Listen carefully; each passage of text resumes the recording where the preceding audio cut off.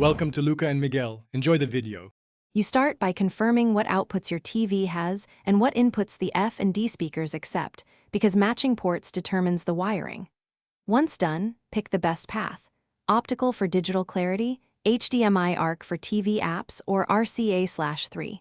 5 mm for analog. Make sure both devices are powered off before plugging. This prevents pops and protects electronics. Secure the cables to avoid strain and route them so they won't be pinched.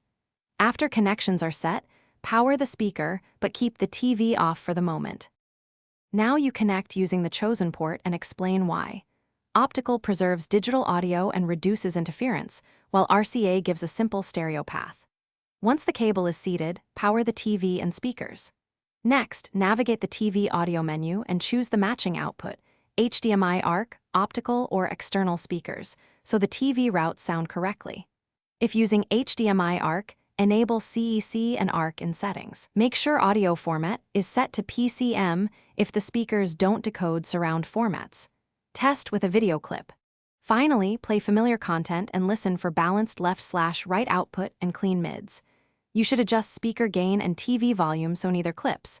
Lower one if distortion appears. Confirm the speaker input selector matches the cable. Tighten connections and tuck cables for safety. If you hear no sound, start troubleshooting.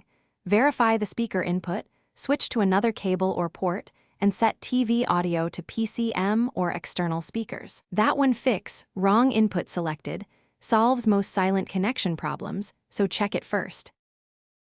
Thanks for watching and please subscribe. It's the best investment you'll ever make.